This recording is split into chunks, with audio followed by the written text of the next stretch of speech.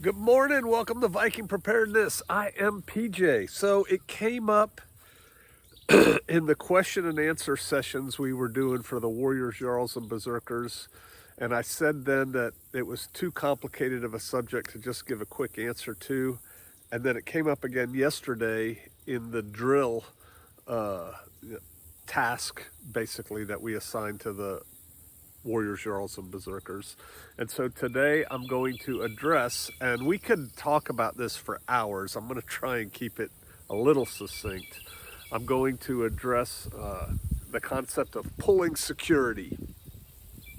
Many people said yesterday in the drill, I'm going to set out security. I'm going to establish security. I'm going to man security positions. Dun, dun, dun, dun, dun.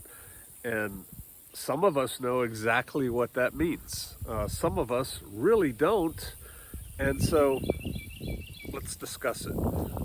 By way of background, clearly I was in the military for 20 plus years. I pulled lots of security. I established lots of security from, a two-man listening post, observation post to guarding an embassy, just I was also, before I went in the military, I was a civilian guard, rent-a-cop kind of guy. I did it first unarmed security guard, and then I was an armed security guard for a while, working at some government facilities. And so again, what is that? That's guarding, right? And that's manning a security position and things like that. So let's get into it. Let's just keep it simple.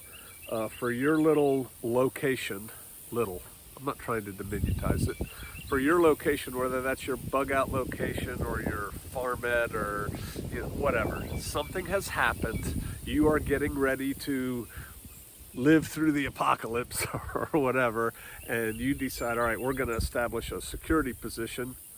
You should have already done this, and it's going to be overwatching the front gate, let's say, right? The primary mode of coming and going to your place is the gate. Hopefully you have one. And so we're going to put a security position guarding the gate. And they say, Jill, go pull security in post one.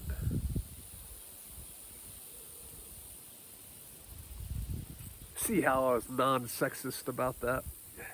Teenagers can pull security in that form. All right, so first thing is you have to arrive at your security position at the correct time. You can't be late. You can't be late.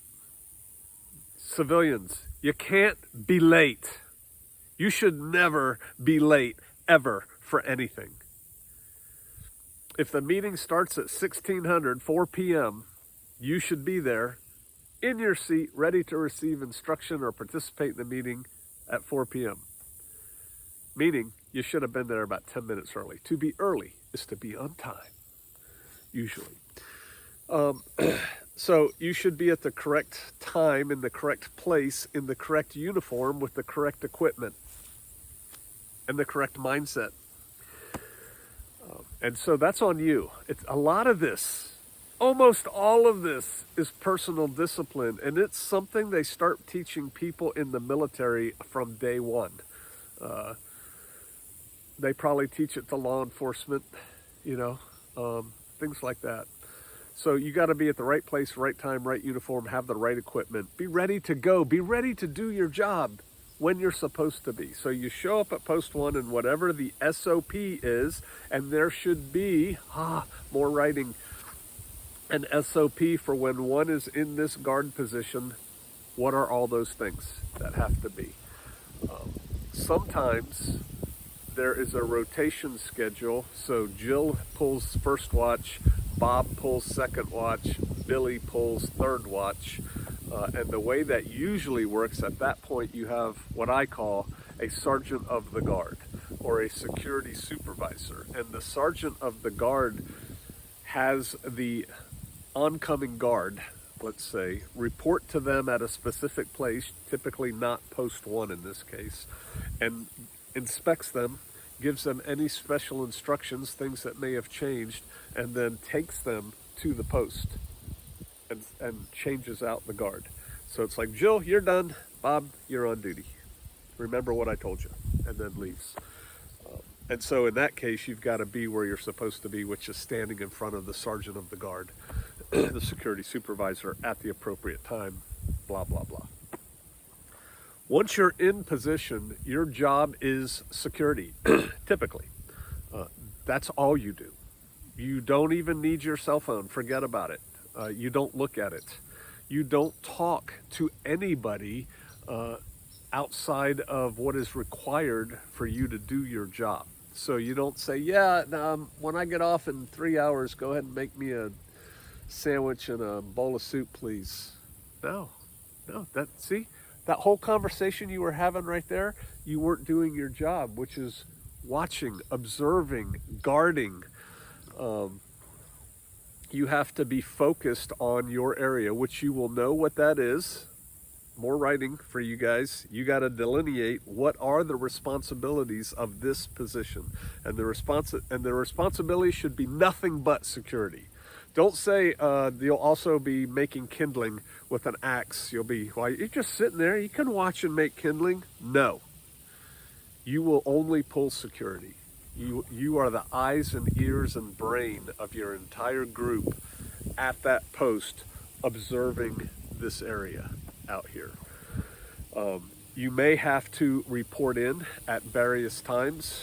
Post 1, 1600, all is well, out.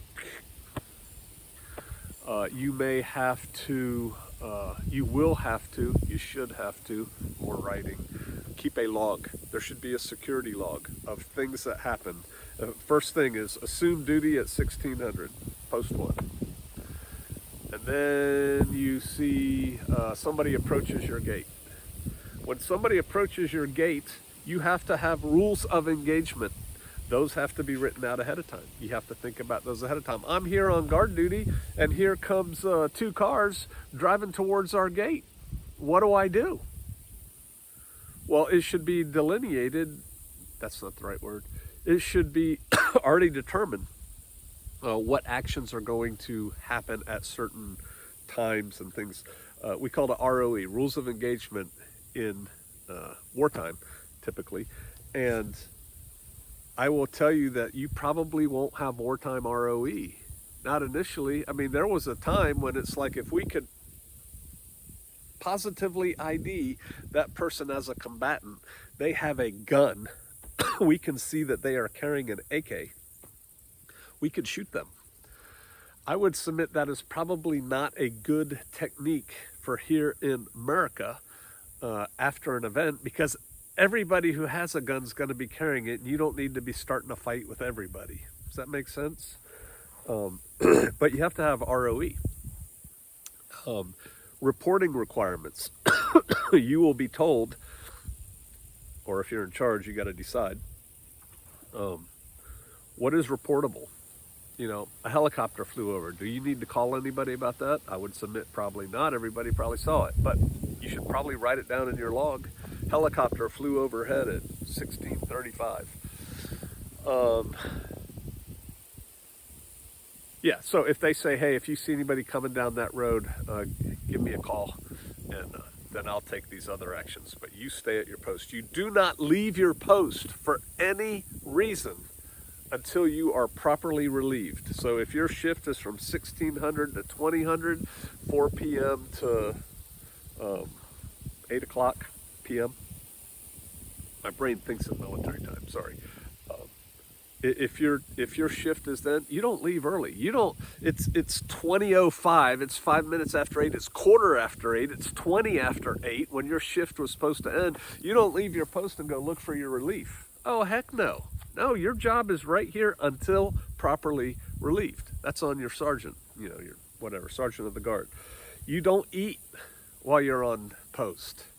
You don't sit there and eat a sandwich. Well, I can see everything while I'm eating my sandwich. You don't eat. You pull security. That's all you do. Depending on the environmental conditions, you can drink water while you're on duty. You don't smoke. You don't. None of that stuff. I suppose I'm trying to be not so hardcore. If you smoke, you should quit. If you vape, you should quit. it's a liability. And it shows lack of self-discipline. It's telling on you. And I used to smoke, so I can say that. But I guess if you're on something like post one in this scenario where you're guarding the gate, you could probably smoke. You probably could. But if you're on an LPOP, like you're out in the woods hidden, like post one in my mind, what I'm picturing, I wrote about it in the novel I was working on for the Jarls and Berserkers here. Post one is like a guard shack, right? Anybody out there is probably gonna assume there's somebody in there anyway. It's the whole purpose, so, probably can smoke. But if you're in an LPOP, which is a different kind of security, that's basically a camouflage position out in the woods or fields or whatever, overlooking important things, you don't smoke. You don't do anything in there because you don't want to be discovered. You want to be hidden like a sniper. So there's that. Key point there, if you smoke or vape, quit. Do it now while you can and the world's not collapsing around your head.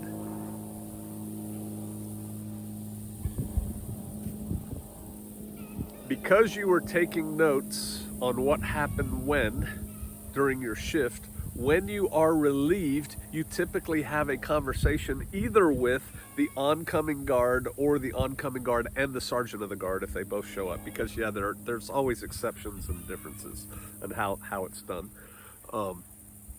Literally, it could be, I'm the sergeant of the guard, Jill's on duty, Bob shows up 10 minutes before it's time to take his duty, because that's what I said. I want you here 10 minutes ahead of time.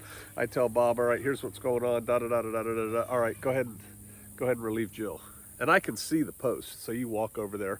When you get to Jill, Jill is expected to tell you very quickly, very briefly, anything important that happened. Hey, be careful. Twice this red pickup truck drove by, stopped, and then took off again while I was here, so be aware of that. I've reported that higher.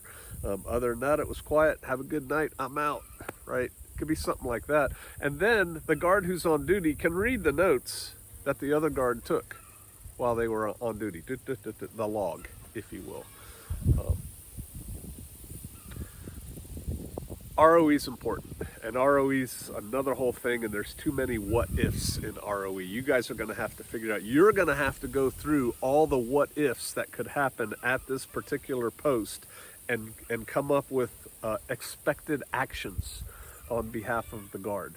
What is the guard supposed to do if this happens? What is the guard supposed to do if that happens? What is the guard supposed to do if that then happens? Dun, dun, dun, dun, dun. And you got to work on that. But that's it in a nutshell. Let me rehash. Be on time, be in the proper uniform with the proper equipment, know your job, stay at your post until you're relieved, guard everything that you're supposed to guard on your post. That should be known, right? That it shouldn't just be guessed. Yeah, just keep an eye out here for anything that's going on. No, I want you to look from the woodshed all the way over to the chicken house. That's your zone. Anything in that zone is what you report on. I want you to watch this gate, that road, and anything around it, something like that. Know what your duties are, report when you have to, don't mess around. Don't do anything other than what you're supposed to do. Of course you don't sleep. Of course you don't eat. Of course you don't talk on a cell phone or talk on your radio. No. Your job is to pull security. Everyone's life potentially depends on your action or inaction. That's back there conducting life that you're going to be doing soon when you get off shift. Let's talk about shifts. An 8-hour guard shift is really too long. It really is. You'll get bored, you'll get tired, you'll get complacent. It's too long. I would say probably 4 hours is the max, and less if you can swing it, like 2-hour shifts. Different techniques. It typically takes 3 people to man one position. So if you have one guard at guard post 1, you're typically going to need 3 people to do that. And it would be easy to say, we've got 8-hour shifts. We've got from, noon till 8 p.m. and from 8 p.m. until what? 4, and then 4 to noon. Is that right? 4 a.m. to noon again. I think that would work out. It's easy to say that. It's hard to stay sharp during that time. And so If you can break your guard shifts up into about 2-hour shifts, that would be really good. And it could be something as simple as I have 2 different positions, right? And what we're going to do is the sergeant of the guard, 2 hours into these 2 people guarding, is going to come up to this person and say, all right, go switch with Jill. And so Bob walks over here. Now, the sergeant of the guard has assumed this position, or the sergeant of the guard's deputy or whatever. Goes over here, has a little briefing. Jill comes over here and stands guard here for 2 hours. See, they're going to end up working for 8 hours on a guard shift, but you're switching their positions back and forth. Understand, no position. Jill just doesn't leave on her own to go over here and get this guy who then comes over here, because this was unguarded for that time, right? So you got to have a relief thing. But you can do that. Think about it. You'll work it out. Most of you are very far from having enough people to pull guard duty. Because, yeah, one guard position takes 3 people at a minimum to pull one guard position. And then, that gives them 16 other hours of the day to sleep. Now they've got 8 hours of the day to take care of personal hygiene, eat, take care of little honeydews, and maybe get a little work done for the community. But really, 8-hour shift, that kind of did their work for the community, right? All right, think about it. I know a lot of y'all do have experience with pulling security in various forms. I'm not really talking about, the tactical security patrol and all that stuff right now. I'm just talking about a post when we say, I'm going to go establish security at the gate or something like that. Base level stuff.